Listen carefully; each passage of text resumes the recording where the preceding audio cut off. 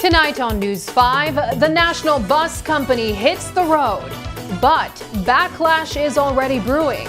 Also tonight, a weekend attack in San Juan cow pen turns deadly, and the shocking death of well-known street figure Edwin dried flowers after a boating mishap off Key Cocker. Plus, paddlers agree to race in La Ruta Maya, but stage a boycott against the main broadcast partner. And a powerful show of unity. 650 women from the security forces march in a historic rally to launch Women's Month. Good evening, Belize. I'm Sabrina Daly. News 5 starts now.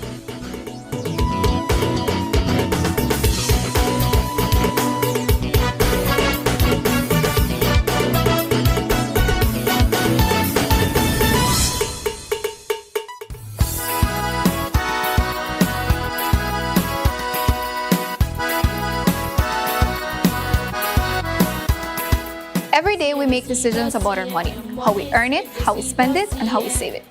At Peacework Belize, we believe that financial literacy is more than just numbers. It's about confidence, stability, and building a better future for yourself and your family.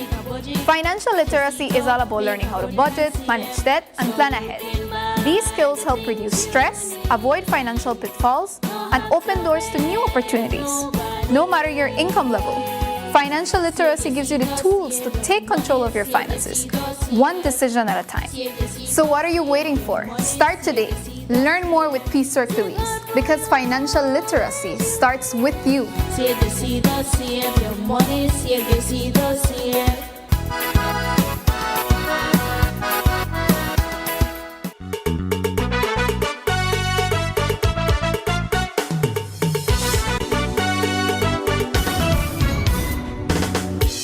This newscast is brought to you by the Belize Bank Limited. Our country, your bank.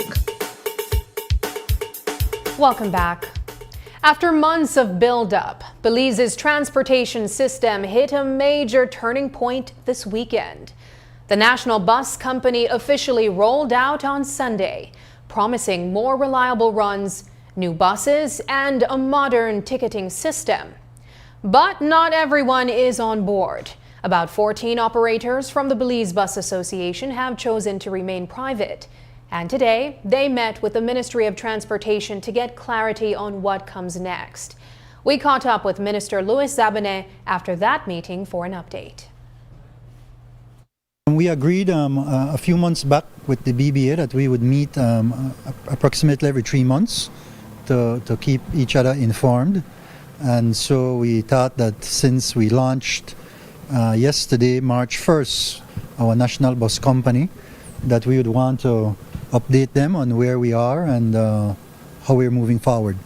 So at today's meeting, are members of the association that did not opt to join the national bus company? Yes, all the other members, as you know, there are 31 intercity operators, meaning between towns and cities.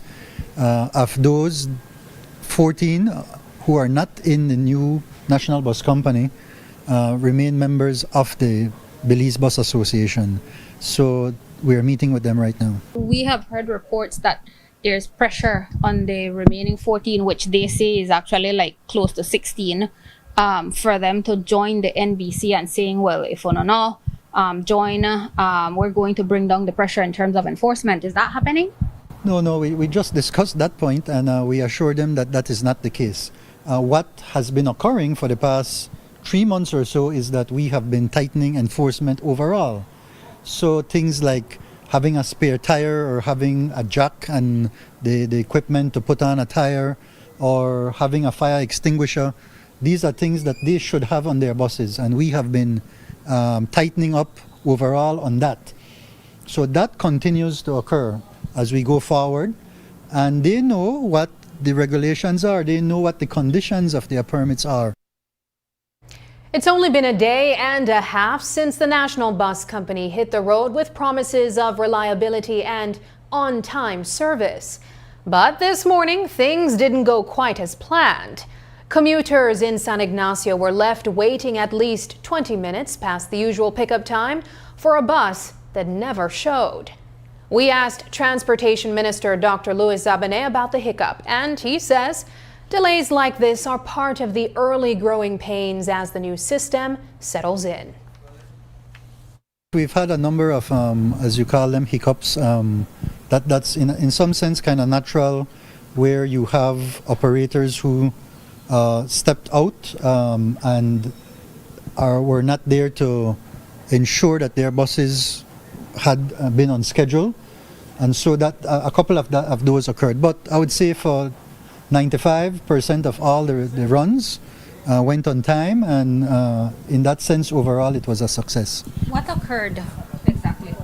I believe that in San Ignacio, there was a bus missing from a particular time this morning, and we had to scramble and get another bus in place in time. So that the commuters waited about 20 minutes, and then the bus came. One of the country's biggest and longest running operators, James Bus Line, has officially joined the National Bus Company, moving from a private enterprise into the government-run system. For decades, James Bus dominated transportation in the South, but under the NBC umbrella, it's stepping into a new role. We asked Transport Minister Dr. Louis Zabané what this move means for the industry and for commuters across the country. Here's more. I want to give great commendations to the Williams family for making this move. We say that the proof of the pudding is in the eating, and if we have James, the largest bus operator, we have Westline, the second largest operator, we have others that are significantly larger, Floralia, etc. They making that decision, that is really what proves whether or not this company has the potential to continue to grow, because it's their investment, years and years of sacrifice.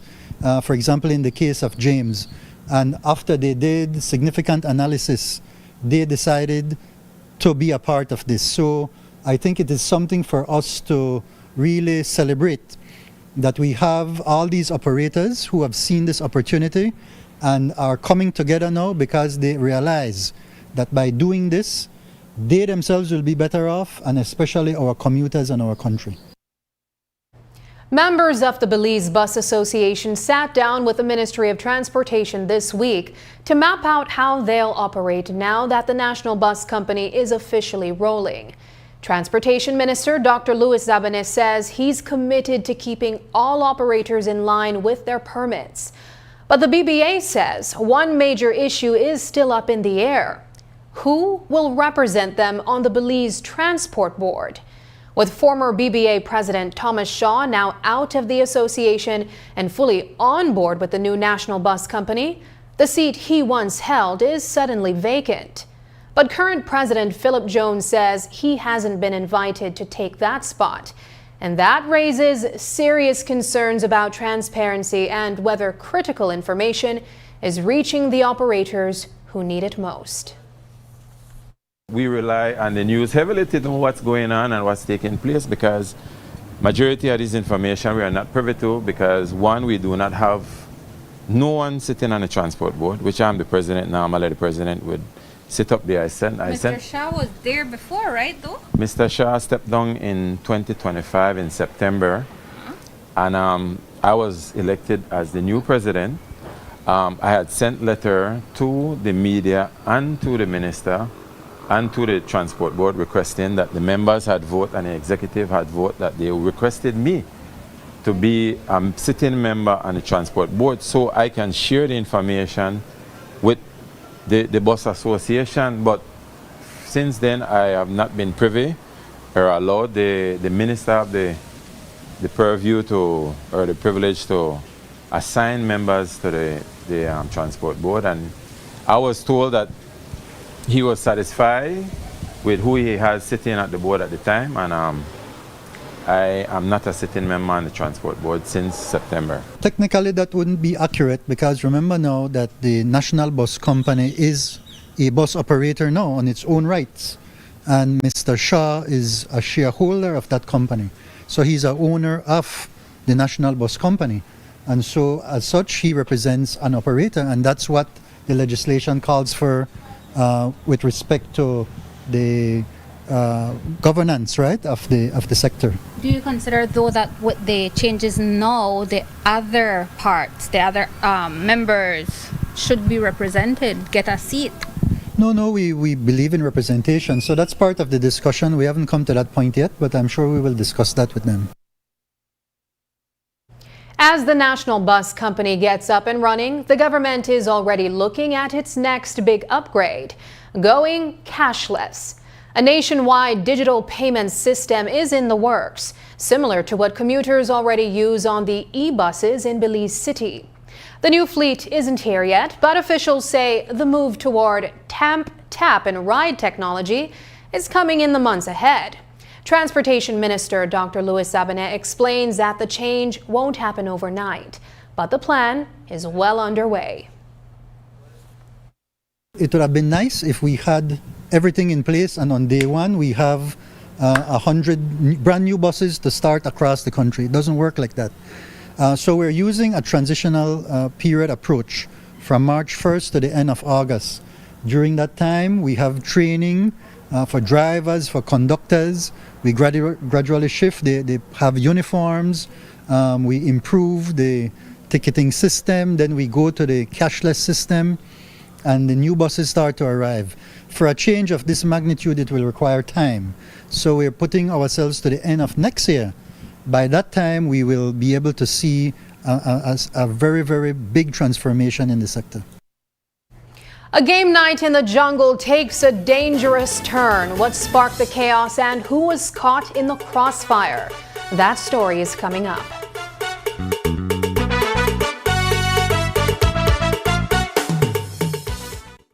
NEBL is blazing hot and it's only week 3. And we have another set of marquee matchups this weekend. On Friday night, the Belmopan Trojans try to defend the capital city against the big bad Belize City Defenders at the UB Gymnasium, 8 p.m. Then on Saturday night, the red-hot Orange Walk Running Rebels takes on the sharp-shooting Kaya Western Ballers at the Orange Walk Sporting Complex at 8 p.m. And in Dangriga, the Dream Ballers host their first home game against the Warriors from the North, the Corazal Spartans at 8 p.m. Giveaways at all games at the end of the first and third quarter. Plus, the big halftime $5,000 cash Ministry of Tourism, Youth, Sports and Diaspora Relations Shooting Challenge. The NEBL Girls plus more. So this weekend, make it a NEBL weekend. Sponsored by the Government of Belize.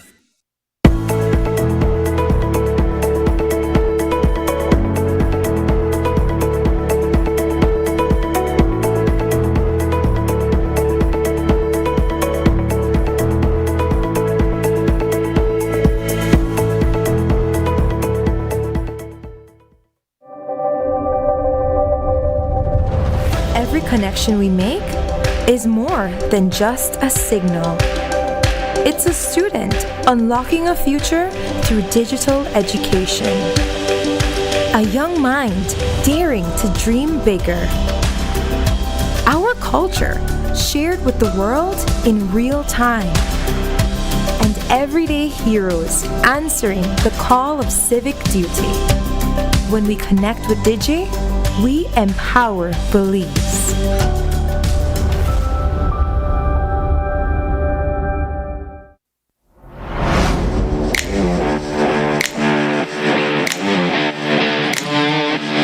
Every great job starts at Brothers Habet with the best supplies and the right support, including free delivery on site, so you can focus on the job. Brothers Habet, working with contractors since 1983.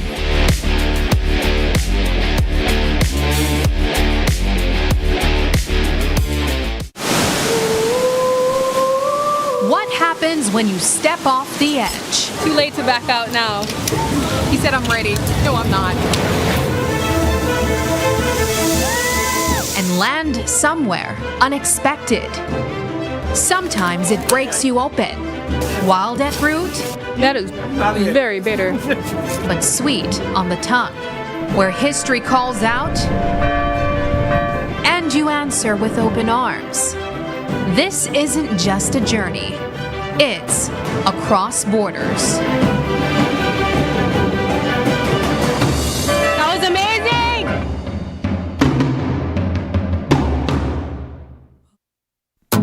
Kayo, we have exciting news for you. RFNG Life Insurance is now officially in your town.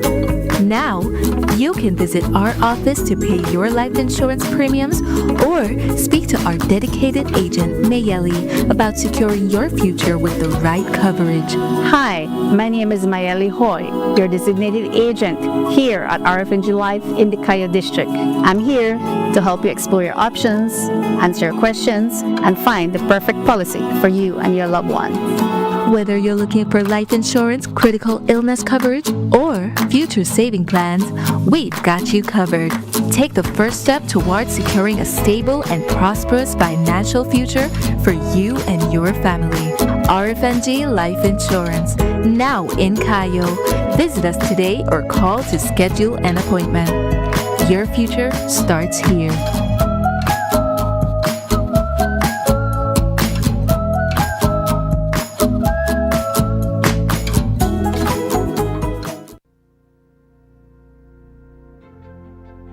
My name is Carlton Jack Young, and I've been fishing in these waters for over 40 years.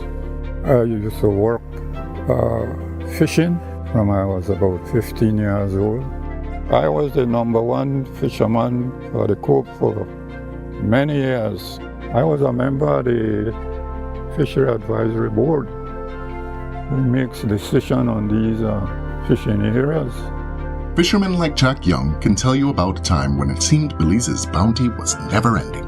And when we get alongside the boat and we check, we had 100 mutton snappers. But he can also tell you about the alarming differences in the number of available reef fish, such as the Nassau grouper, from then to now. The fishermen, they go out there and they sit there for hours before they could catch some of them. They are not there like they used to. Nassau groupers reproduce between the months of December and March.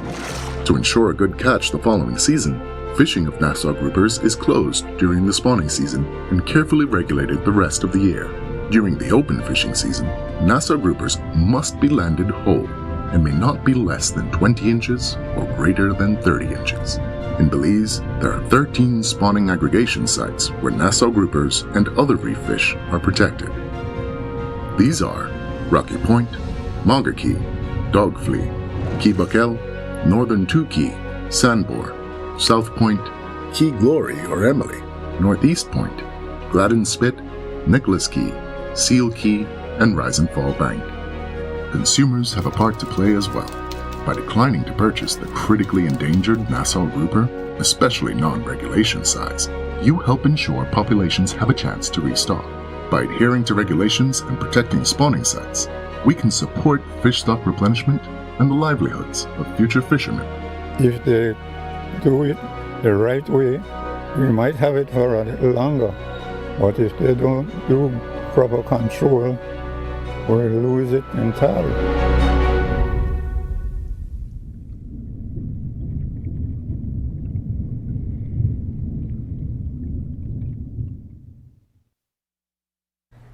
A sense of unease is settling over San Juan tonight after police detained a man they believe is tied to a brutal weekend chopping that left resident Elia Bejarano dead.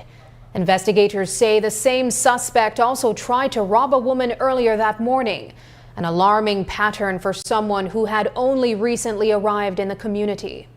Police are now digging deeper into who he is and what may have sparked the violence. ACP Romero shared more with us today.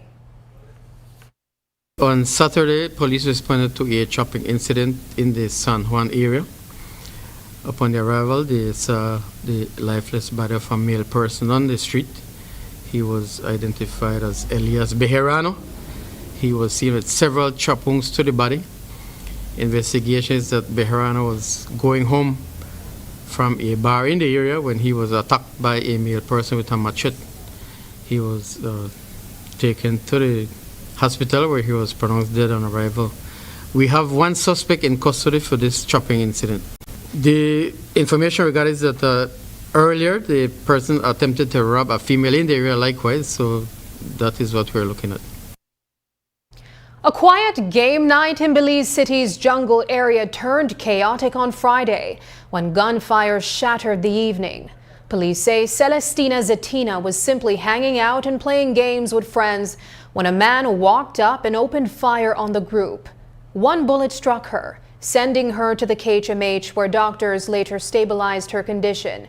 Investigators are now searching for the gunman, but with no clear motive and several people in the area at the time, they're still trying to determine whether Zetina was even the intended target.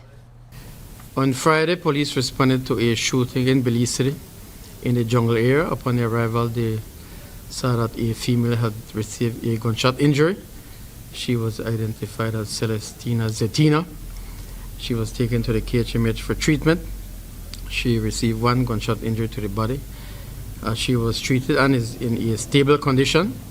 Information is that she was in the area playing games with other persons when a male person came to the area, fired several shots and one which caught her. We are seeking one suspect in regards to this shooting. We do not have a motive at this time. They were playing games and this person just came and fired shots towards the crowd. So you're unsure if she was the target? We do not know. There were several persons in the area at the time. It's confirmed that she was also playing games? A quiet Saturday in Maypen was shattered when villagers stumbled upon a man fighting for his life near a small bridge in the community. Police say Lorenzo Smith was found with multiple gunshot wounds, and tonight he remains in critical condition at the KHMH. Investigators are chasing several leads, but so far, no one knows who shot him or why. In fact, officers had to wait for Smith's father to arrive before they could even confirm his identity. What they do know is that he was last seen in the village, and moments later, he was lying on the ground, bleeding and alone. On Saturday, police responded to a shooting at Maypen in the Belize district. Upon their arrival, they found one Lorenzo Smith with multiple gunshot injuries. Information is that someone was passing in the area by a bridge when they saw Lorenzo Smith with the injuries. Smith was taken for treatment, where he is listed in a critical condition at the KHMH. We're following up several leads, but no one has been detained in regards to this shooting. The police have a reason why? We do not know. We took some time to identify him. His father came there afterwards and identified him. They only have information that he was in the village and then he was found with the gunshot injuries. Edwin Drive Flowers, a reputed street figure, had survived gunfire before. But on Sunday evening off Keecocker, trouble came in a different form. Shortly after 6 o'clock, police received a report of someone in distress. When they arrived, they saw a man being rushed toward the clinic for help.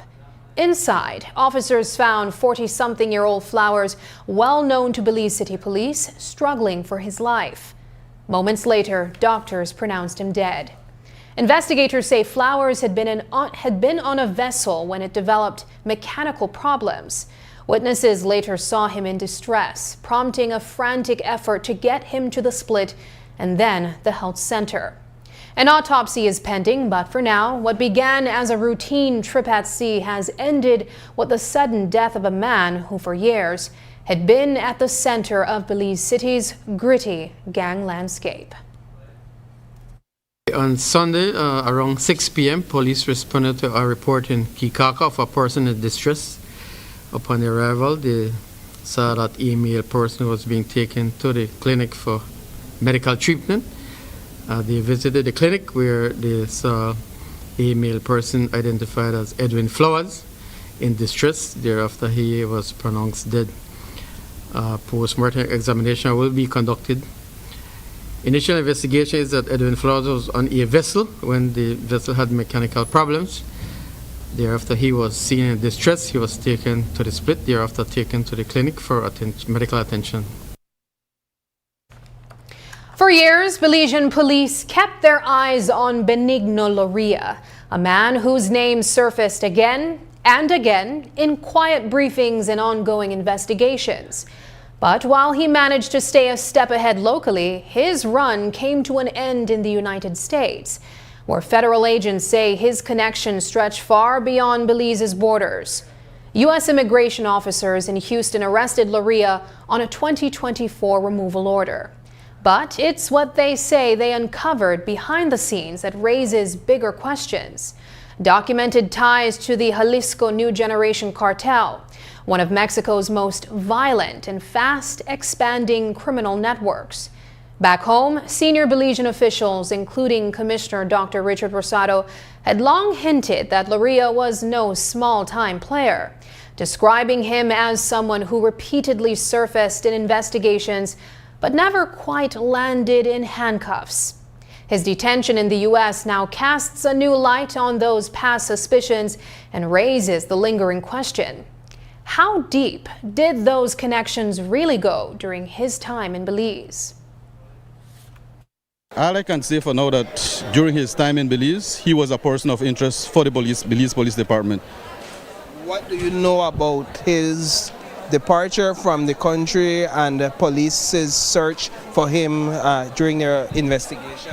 Well, like I said, he has been a person of interest in several incidents in the north and was a person of interest for the police department. Did police actively pursue him in Belize while he was here? Well, we were trying to build cases against him, but we know that he was involved in several activities that is questionable. Was any of those activities linked to investigations involving cartel operations?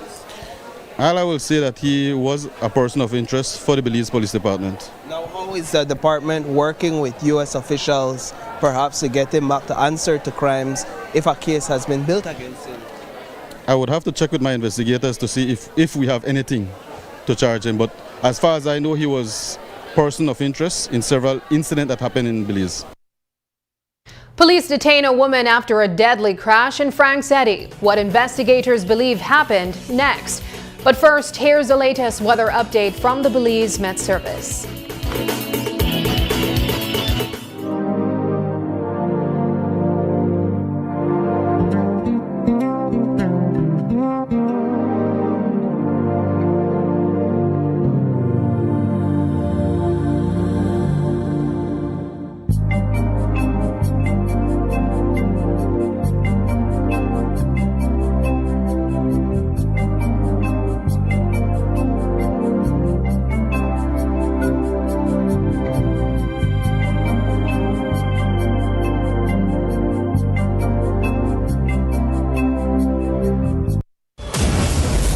$183,000. That's what Glenfield Dennison's company, Dennison Consulting Limited, is charging just for his legal advice to former workers of BTL to collect their severance compensation, which BTL had already agreed to pay the former workers. And guess who he wants to pay his hefty legal fees? The same BTL which he accuses of wasting money on lawyers. You know, I say how much they had to pay the lawyers there. Bear in mind, Dennison is already being paid lucratively by taxpayers as a Crown Counsel and a senator. If he so believes in fighting for former BTL workers, why doesn't he do it for free? Why does he want BTL, which is also owned by the people of Belize, to pay his company a whopping $183,000 for it? But I think that to give some attorney in this country a big money.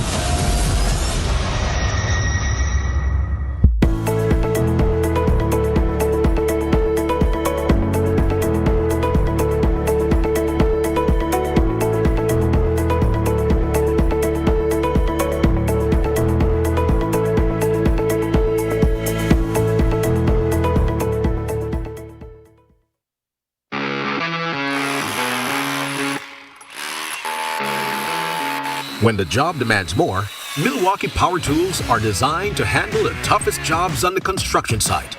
If it's speed, durability, and performance you need, Milwaukee is the perfect choice.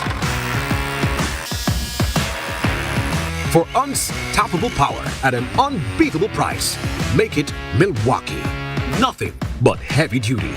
Available at Benny's. Quality and savings.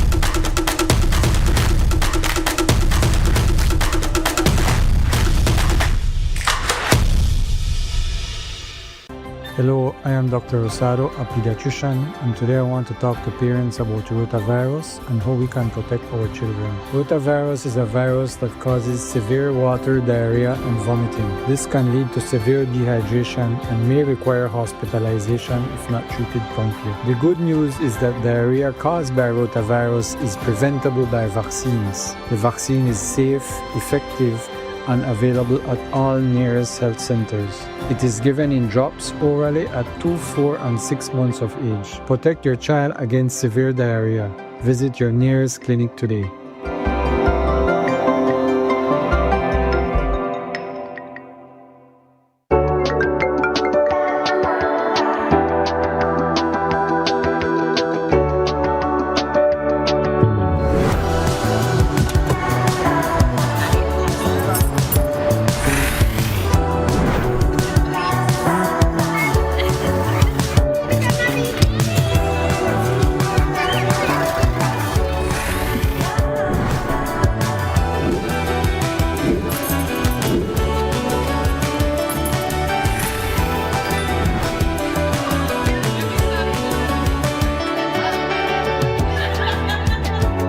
The future is calling. Belize Bank. Your future, our commitment.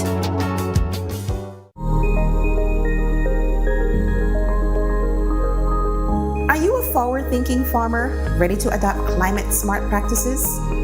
The future of farming is resilient, sustainable, and profitable, and we're here to help you achieve just that.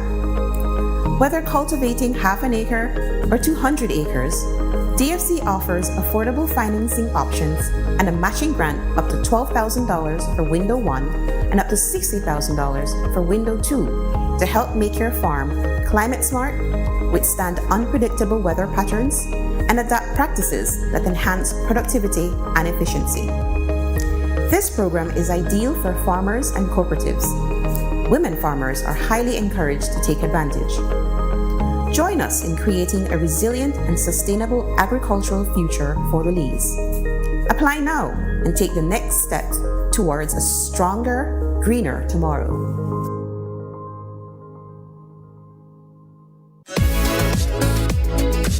That's me. My data and I really need to get my order out today. Really? Well, you can join our Smart Group plan. Really? How that works? Easy, let me tell you. Whether it's family, friends, or your small business, we've got the perfect plan for every group. More members equals more savings, more connections.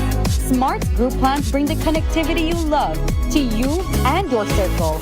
No one gets left behind. Explore Share One package option and add on unlimited data, calls, and SMS for the entire group for less than $50 per member. Visit any smart showroom countrywide or email sales@speednet-wireless.com to sign up today. Smart, bringing people together.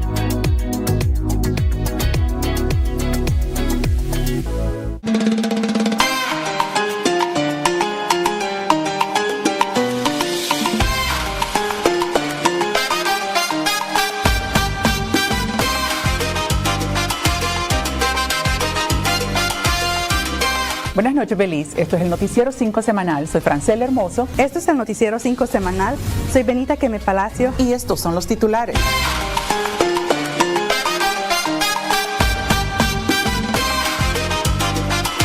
Esto ha sido todo por el Noticiero 5 Semanal. Acompáñanos nuevamente el próximo jueves a las 7 p.m. Y síguenos en nuestras redes sociales para estar al tanto de todas las noticias en español.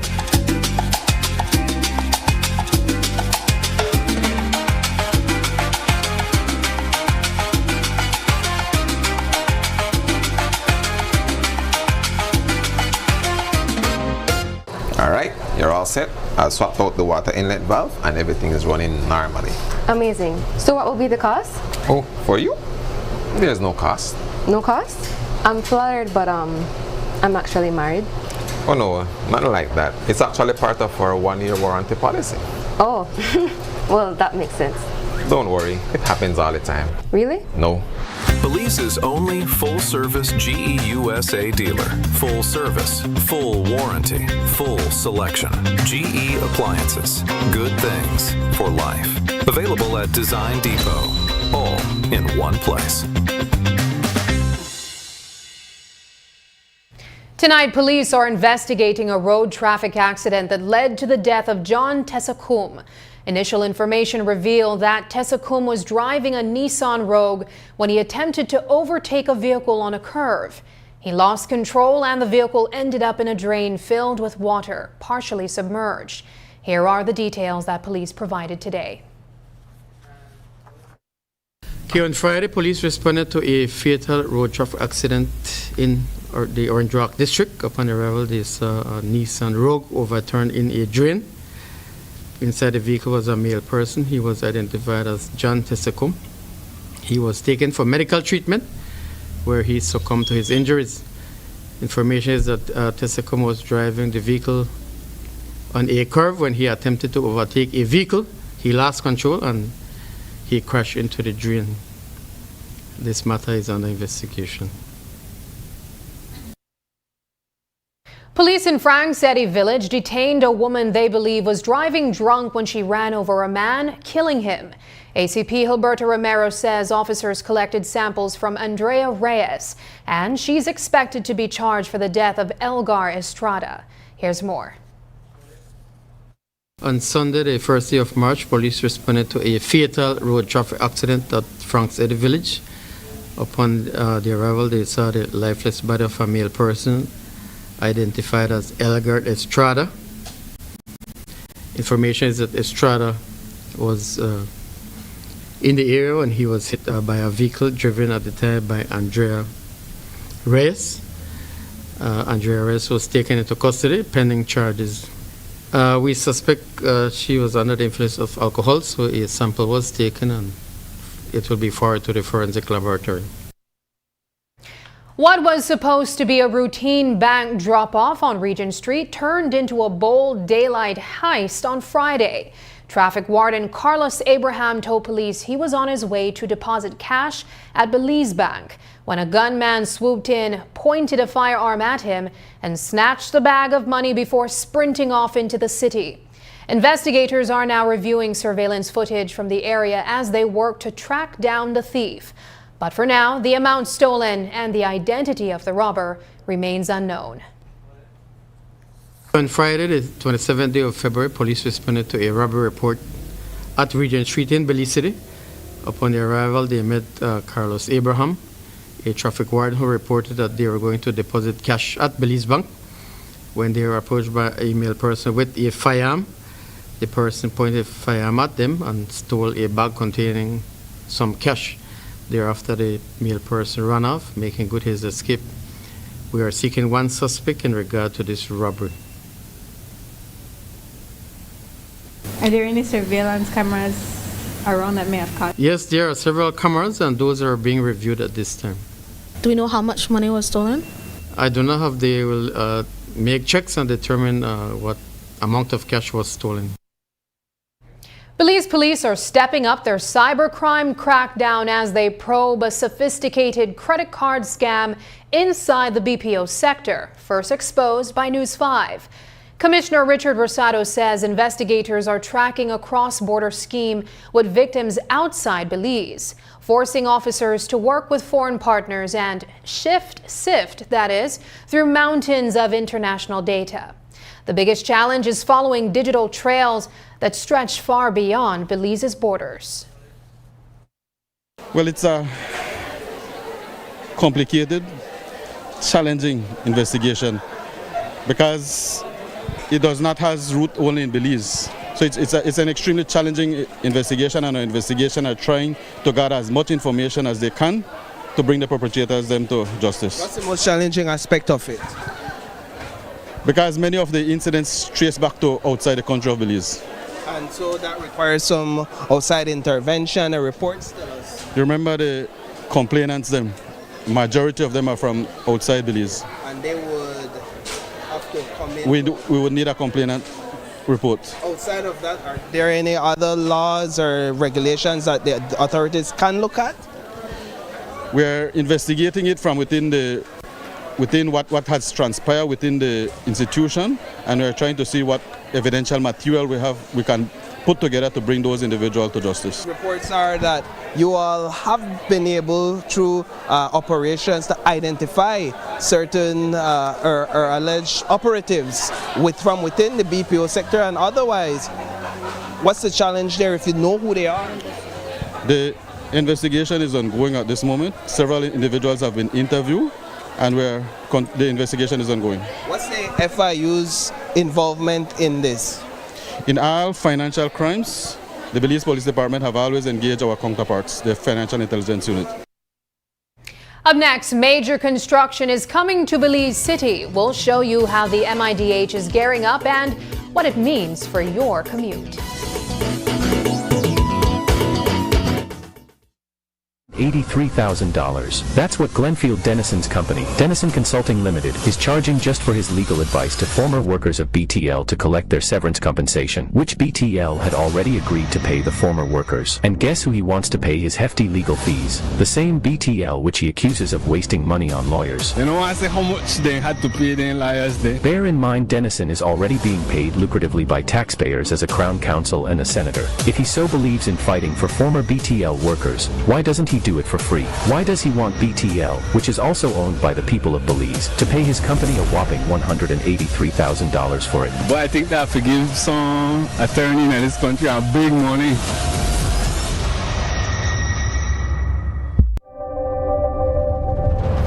Cada conexión es más que solo una señal, es un estudiante abriendo las puertas a su futuro a través de la educación digital.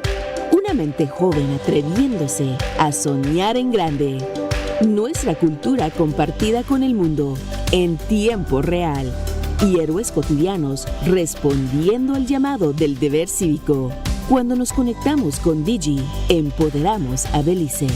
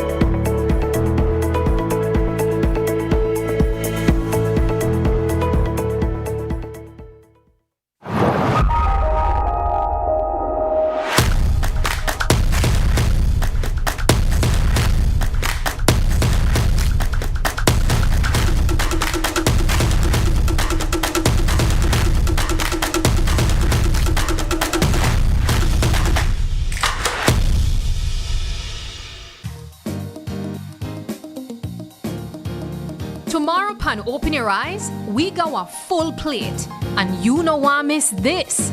First up, the Belize Forest Department's stepping up and speaking out on illegal parrot ownership.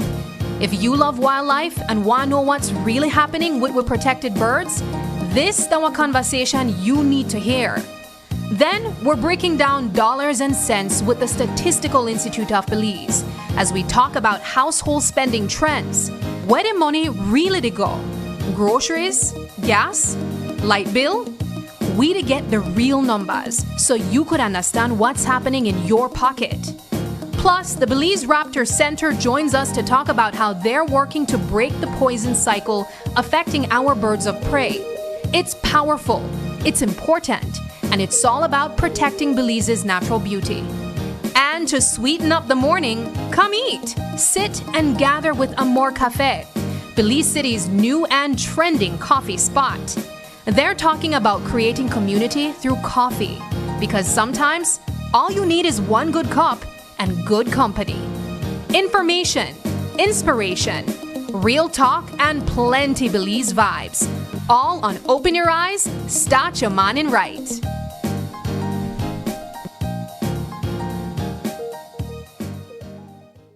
Electricity is essential for everyday life, but behind every outlet, a lot is happening to bring you safe, reliable, and sustainable energy. Let's start at the beginning. Independent power producers across Belize generate electricity using a mix of renewable and non-renewable resources. Electricity travels across a network of high-voltage transmission lines capable of transmitting electricity across long distances. Electricity then reaches your nearest substation, where it is adjusted to a lower voltage, making it safe to travel on the distribution lines you see in your community.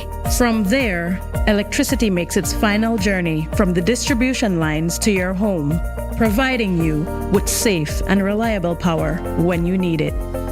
Belize Electricity Limited. We continue to serve you.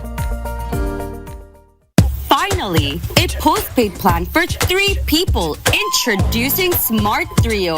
Why pay for mobile service alone when you can share and save? Get unlimited national calls, texts, plus 100 gigabytes of shared data. And the best part? It's only $135.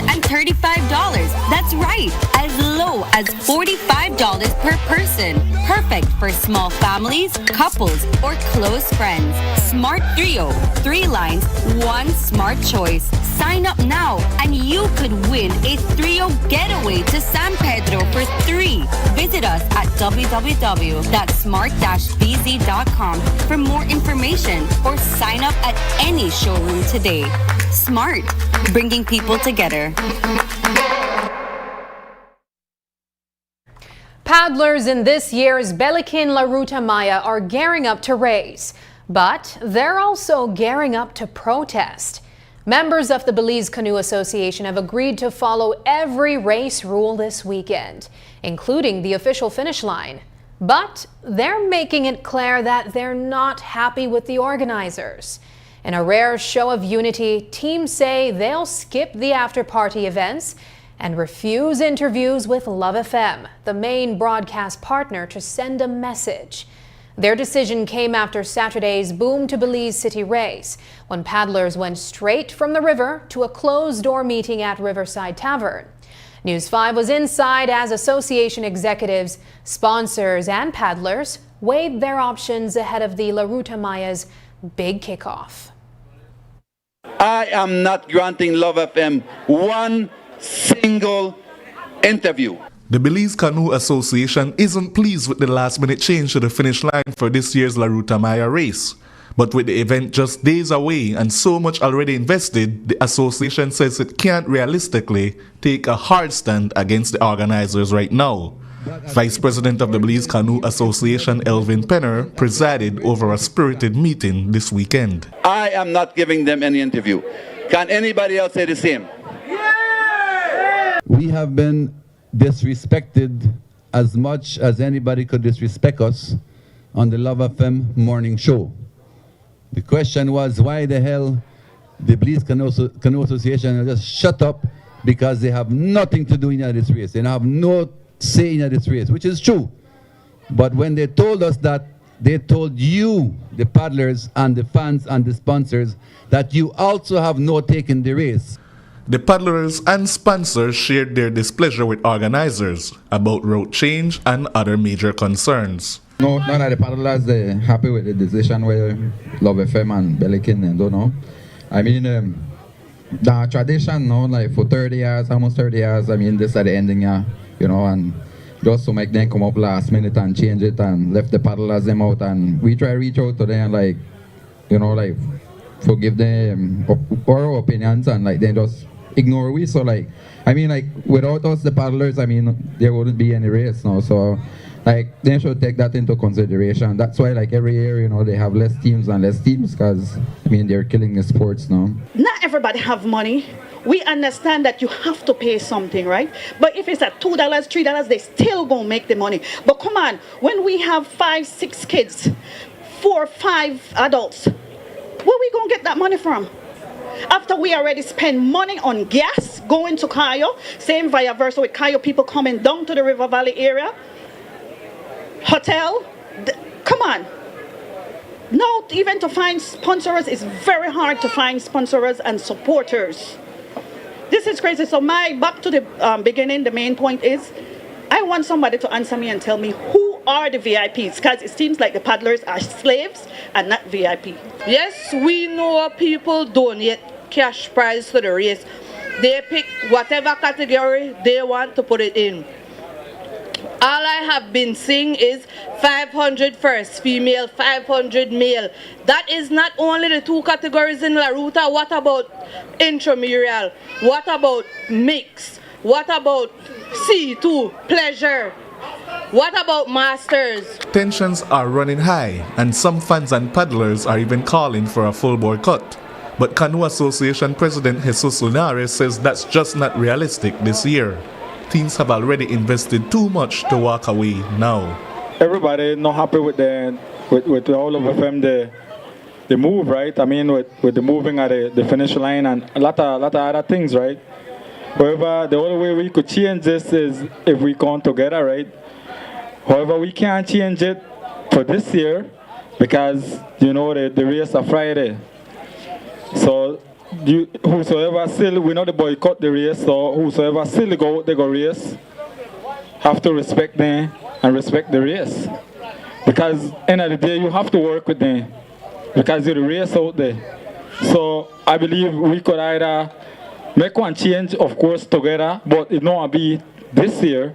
By the end of the meeting, the group agreed that even though everyone has already invested too much to pull back from La Ruta Maya 2026, they still need to register their displeasure, especially as they brace for major changes next year. The first suggestion was accepted that we do not boycott the race. The second one is accepted that we boycott the coverage of Love FM's race. We already discussed that we want to properly obey all the rules to finish every day of the race so you're not robbed of your prize that you would be getting. The other question will be, and I think we already got acceptation that we will finish every day the way they want us to finish it. Now the question becomes, do we also want to join their party every day and become a part of the beer drinking competition at the end of the race? I would rather a family atmosphere. So, like I said before, if we get sponsorship for what we want to do, we'll make things more comfortable for the paddlers in any which way we can. Shane Williams reporting for News 5. Ahead of La Ruta Maya, the ministry had already started clearing debris from Halover Creek to keep paddlers safe.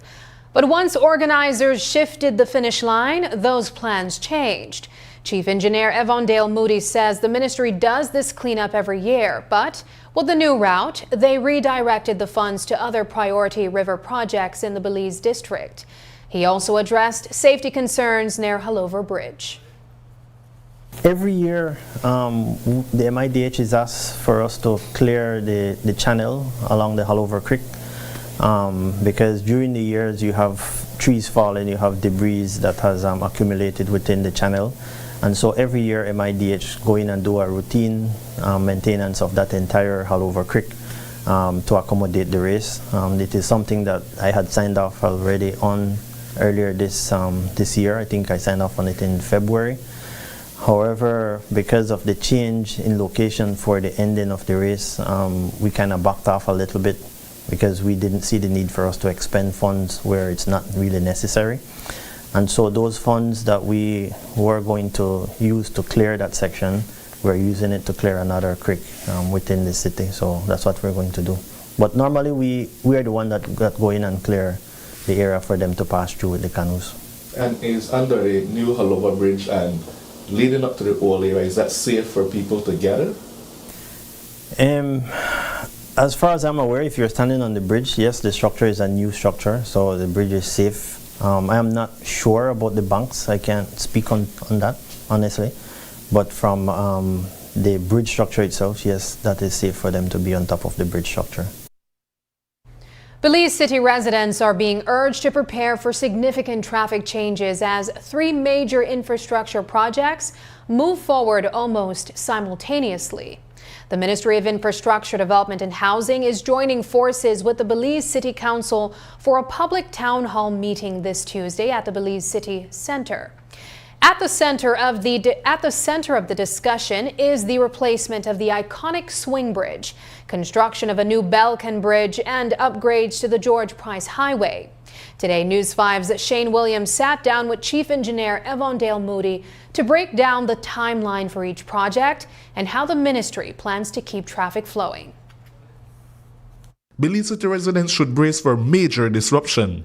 3 of the city's 6 main bridges will be shut down over the next 3 years for full replacements. Chief Engineer Evondale Moody says the ministry will soon sign the contract to remove the historic swing bridge, with prep work starting ahead of its full closure and temporary routes planned to keep the north and south sides connected. Under the grant agreement, the Ministry of Infrastructure is responsible for the construction of a temporary bridge that will be able to accommodate vehicular traffic and also pedestrians, and also the removal of the existing superstructure of the existing swing bridge.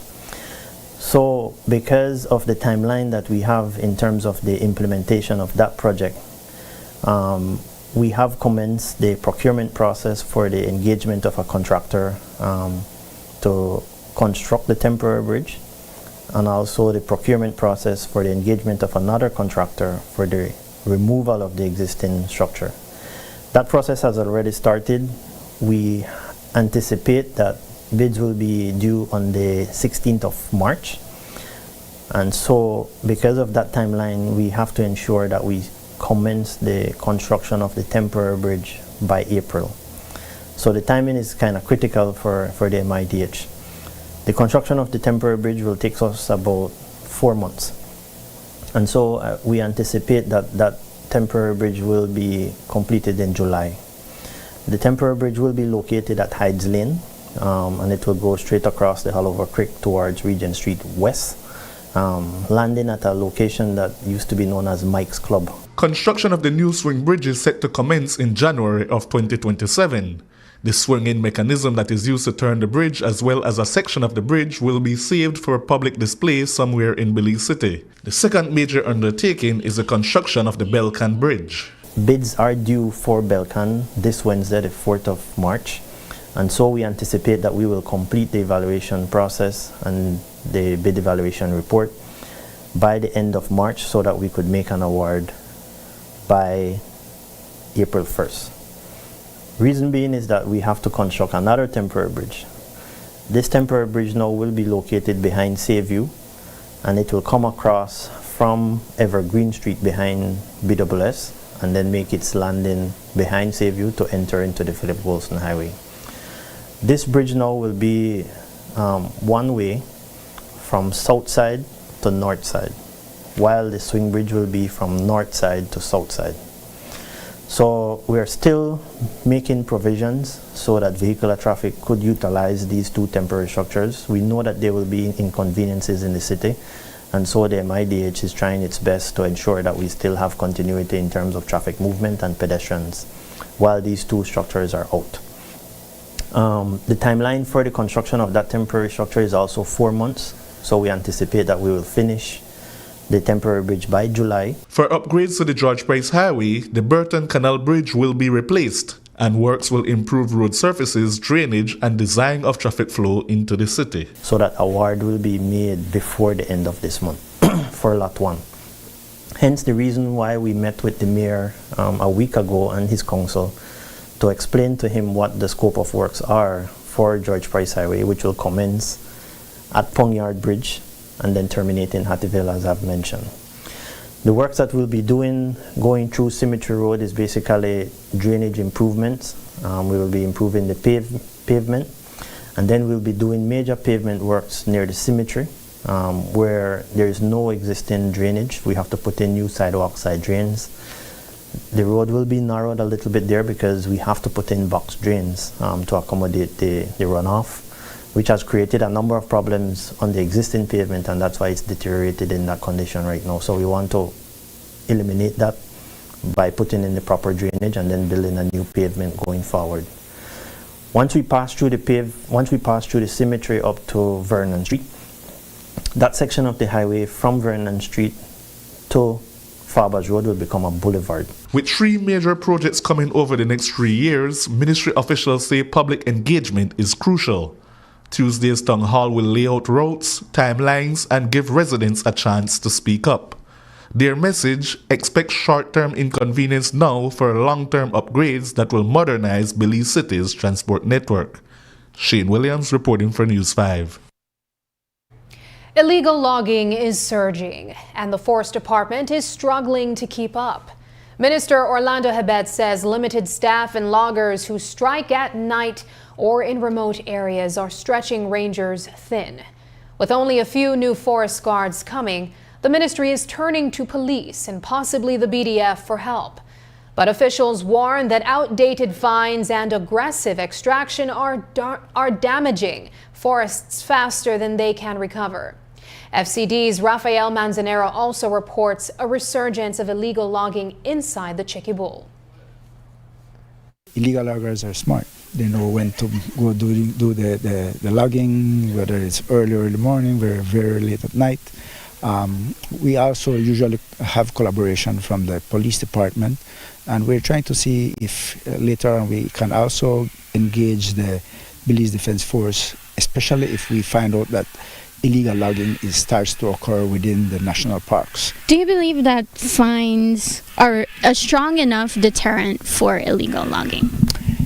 I think they are, just that the current fines I don't think are really appropriate for them to really desist.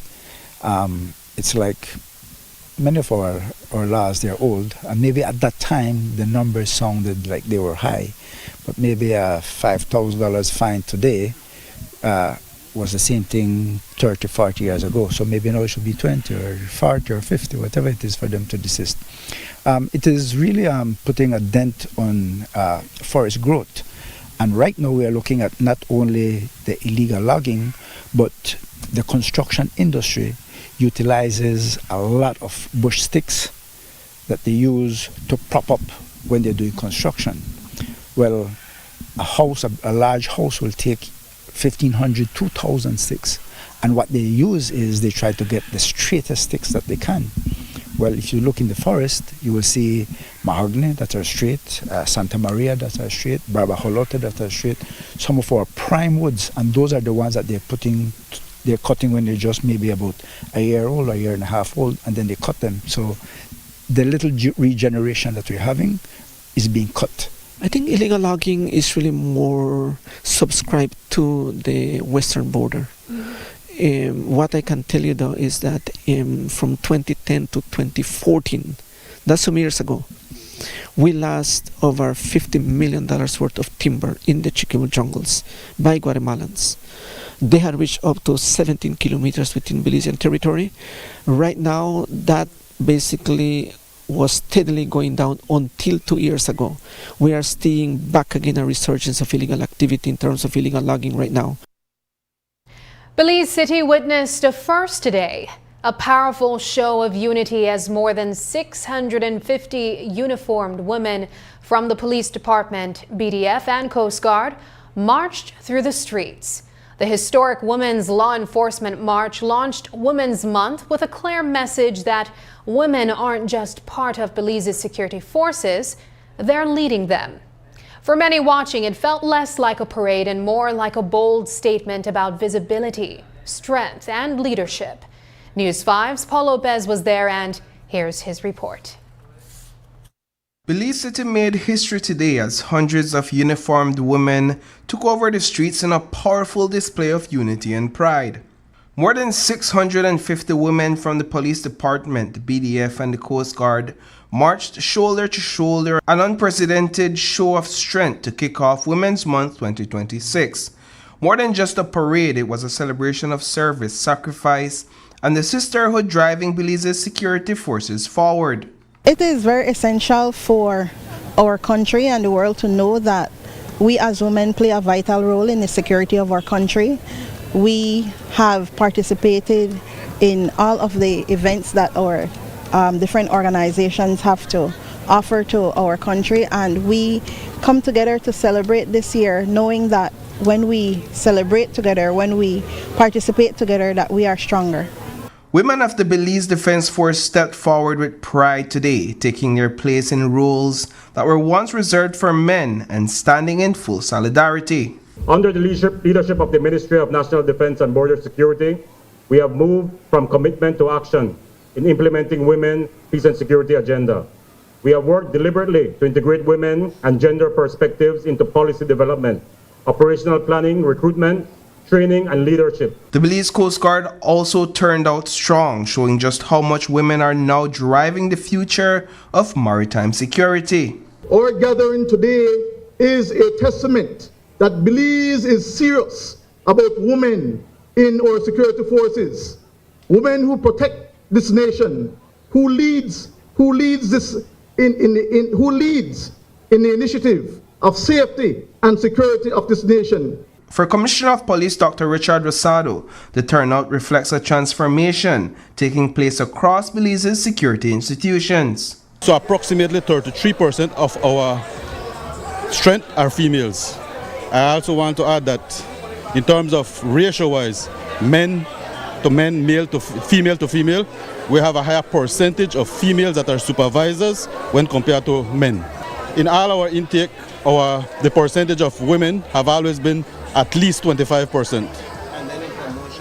And in promotion, we also have an equal amount in terms of promotion, in terms of supervisors, in terms of the different rank, with the male counterpart.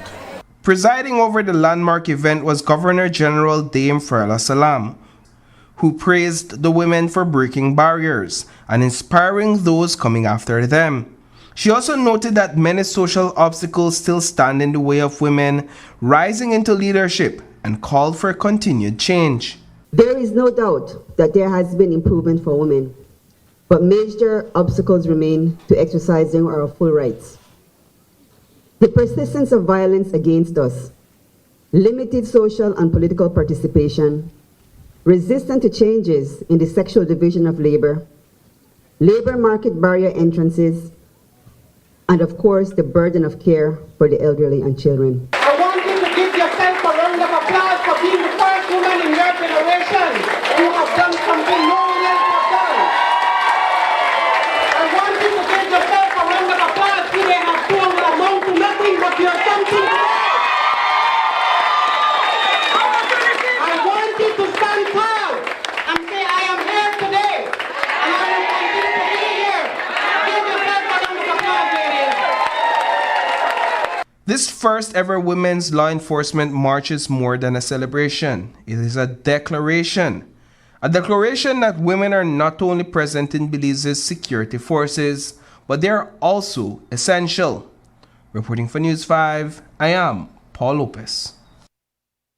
Belize City came alive this morning as thousands of preschoolers marched through the streets to launch Child Stimulation Month 2026. Kids swapped backpacks for doctor coats, chef hats, and police badges, celebrating this year's theme, Start Strong. Organized by the Ministry of Education, the parade put early childhood education in the spotlight, with parents and teachers cheering on the little ones. We spoke with YWCA Preschool's head teacher, Lisa Bradley Clare, and an excited parent about the meaning behind today's energetic kickoff.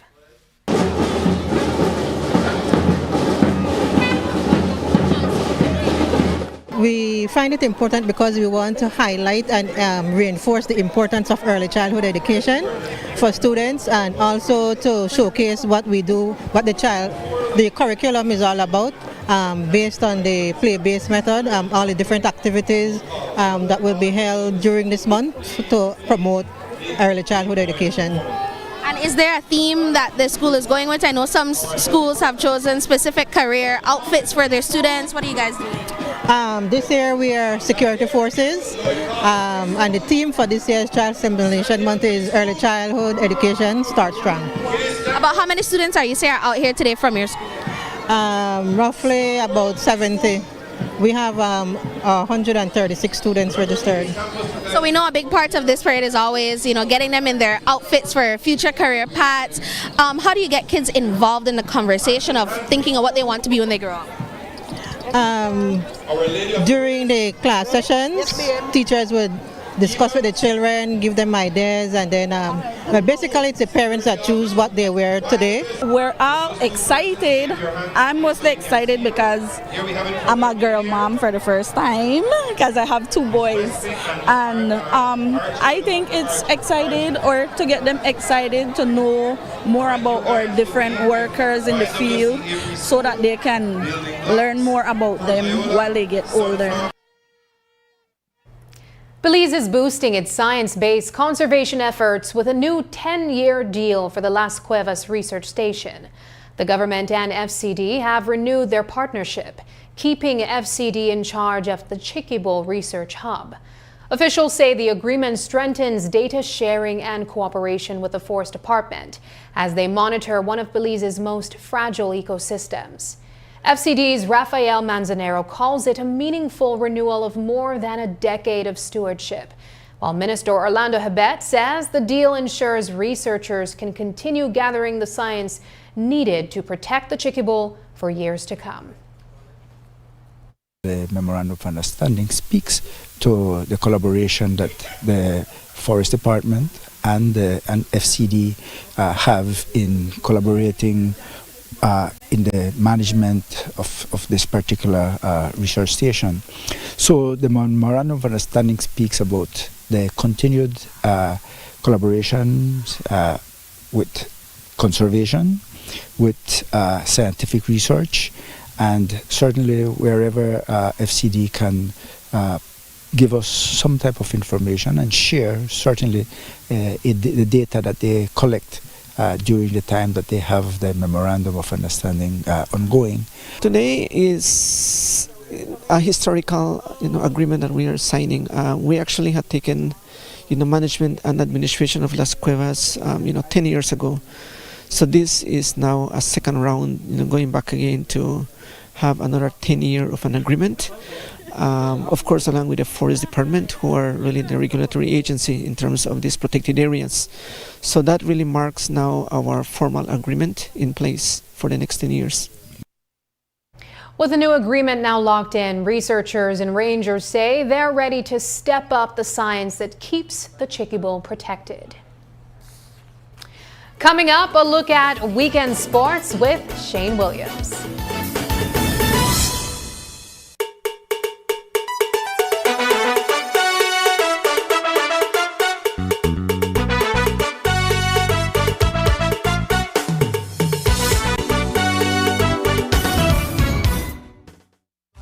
To this very nation. In Isaiah 30:29 it says, and you will sing as on the night you celebrate a holy festival, and your heart will rejoice. The body of Christ will unite, and many hearts will rejoice on the Saturday, March 7, 2026 at the Belize Civic Center, beginning at 6 p.m.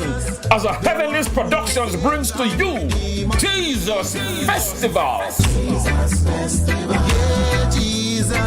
Featuring the hottest gospel artist coming out of the Bahamas, Sherwin Gardner. So I say, with all of my heart and all of my soul, I worship you, O Jah. Tell them that the praise is never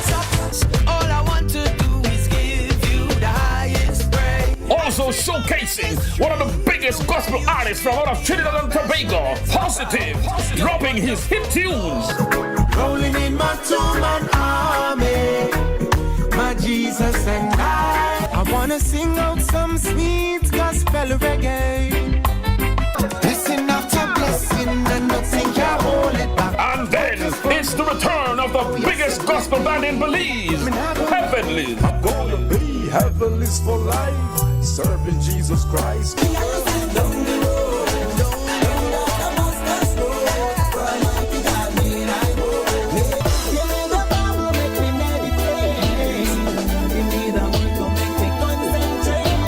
And all the way from Atlanta, Georgia, USA, the daughter of the world-famous televangelist Creflo Dollar, none other than Jordan Dollar, with her hit song. Also highlighting Genesis 501 from Capital City, Pentapan. Blind Sight, Genesis Gospel Band from Sugar City, Orange Walk. Reality Youth, Pastor Herman Blees and the Kings Park Prince team, Pastor Frederick Gordon and Garin Carballo and his GCO group. Remember Jesus Festival. Jesus Festival, yeah, Jesus. Rocking on the world, I said Jesus. Taking place Saturday, March 7, Belize Civic Center from 6 p.m. until. Bring out the entire family for a time of praising God and witnessing souls being saved and lives being recommitted to God. For tickets, call 615-4766. That's 615-4766. Sponsors: Angela's Press, Racina's Imports, Cellular World, Love FM, More FM, Quem Radio, Vibes Radio, Plus TV, Channel 7, Channel 5, and Wave Radio. Come on out and be blessed. Jesus Festival, yeah, Jesus.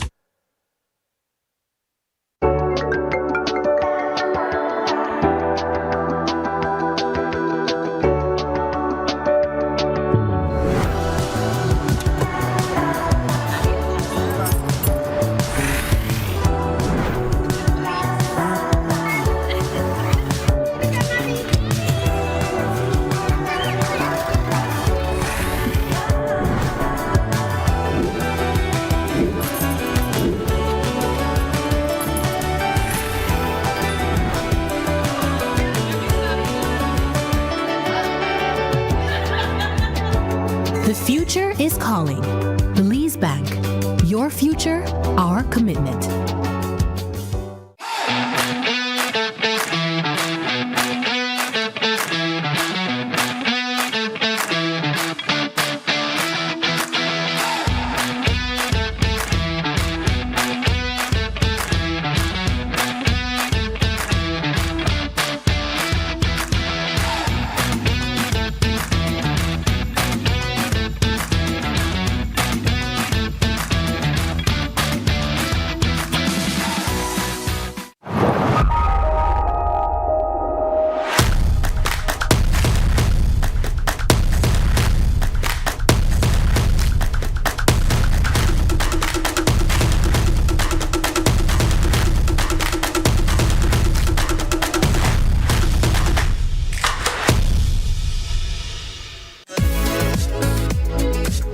Me, my data done, and I really need to get my order out today. Really? Well, you can join our smart group plan. Really? How that works? Easy, let me tell you. Whether it's family, friends, or your small business, we've got the perfect plan for every group. More members equals more savings, more connections. Smart group plans bring the connectivity you love to you and your circle. No one gets left behind. Explore Share One package option and add on unlimited data, calls, and SMS for the entire group for less than $50 per member. Visit any smart showroom countrywide or email sales@speednet-wireless.com to sign up today. Smart, bringing people together.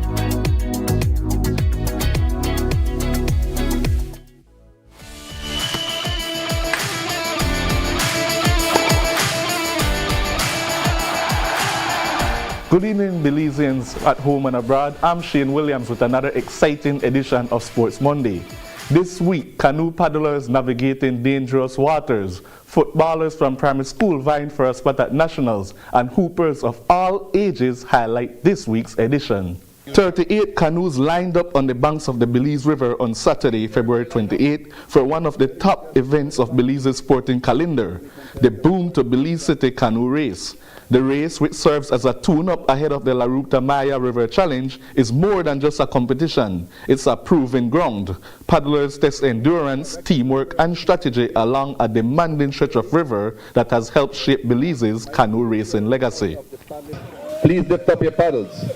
Solidarity. We pick up the action in the village of Burrell Boom, where the pace was aggressive from the opening whistle. From the outset, the leading pack stayed tight, with crews jostling for position as they powered downstream. The race remained neck and neck heading toward Halover Creek, where strategy began to play a decisive role. It was through the narrow stretch just after the Halover Bridge that the real separation occurred. The tighter channel forced paddlers to choose their lines carefully, and that's where experience paid off. By the time the competitors approached the finish line at the Riverside Tavern in Belize City, the gap was undeniable. Packs, Memory Lane Global, broke away from the pack and crossed the finish line uncontested, delivering a commanding performance that signals strong form heading deeper into the season. Finishing second was Black Orchid Resort, followed by Exos Pool Supplies in third. Rounding out the top five were Coop Sheet Metal in fourth and Ty Club and Sons Wild sprinting to finish fifth. In the Masters category, Adea again powered their way to first place, while Hot Mamas claimed top honors in the female category, drawing cheers from supporters gathered along the riverside. With strong currents, strategic turns, and a decisive finish, Saturday's Boom race once again underscored why canoe racing remains deeply rooted in Belize's sporting culture. It was championship weekend at the Pee Wee Basketball Invitational Tournament, where some of the country's youngest athletes showcased their talent, teamwork, and growing love for the game. In the Under-10 championship, Team MVP secured the title with an 18-9 victory over Hard Rock. In the Under-13 division, Brotherhood captured the championship with a commanding 29-16 win over MVP. Brotherhood's balanced scoring and disciplined defense proved too much in the final, and in the Under-15 championship game, fans were treated to the most thrilling contest of the tournament. Team Guns edged out Brotherhood 28-26 in a nail-biting finish, holding on in the final moments to lift the trophy. We spoke with tournament organizer Remil Arana about why events like this are so important for the growth of basketball at the grassroots level. The children have showcased their talent really and truly. There have been a few good games. We have an impressive Guns Auto Stars team that's dominating the U15 right now. Earlier we had the Brotherhood of Ballers from Orange Walk that won the U13 competition, and we had the ABS Hard Rock and MVP take part in the U10 competition. So I call it Medal Saturdays, because everybody gets their medal today. If you come in first or second in the U13 and U15, you get your medals. And our youngest participants, the U10s, they get their medals as well, right? Participation. That's the most rewarding thing for you from this organizing these type of events? Man, the most part, I'm satisfied because I feel a bit of an attachment to these children. We've been in operation since 2024. And I feel like I'm seeing a bunch of young men and women grow up right in front of my eyes. So that's the most satisfying part of the competition to me. Being able to give over 100 kids, almost every tournament, over 100 kids the opportunity to showcase their talents and participate in basketball, which they love, right? This past weekend in the National Elite Basketball League saw another slate of competitive matchups as teams begin to settle into the 2026 season.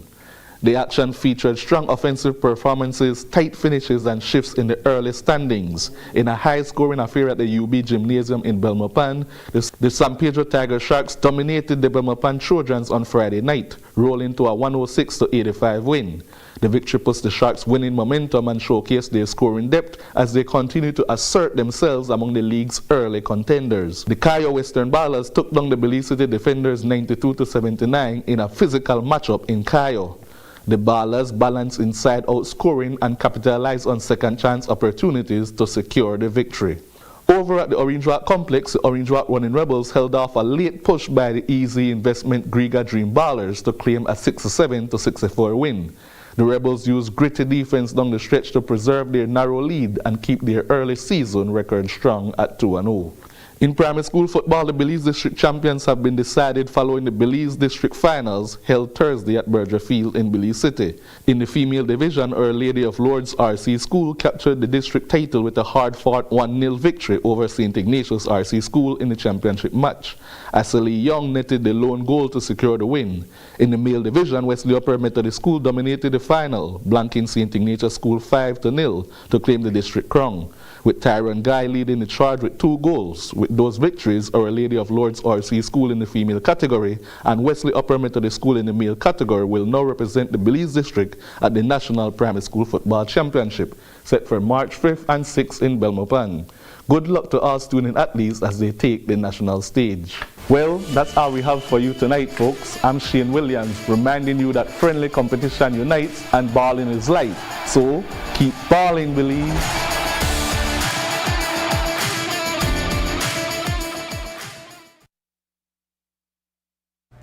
And that's the news. Tonight's broadcast is available at greaterbelize.com, on our Facebook, and on YouTube. I'm Sabrina Daly. Thanks for joining us, and from all of us here at News 5, good night.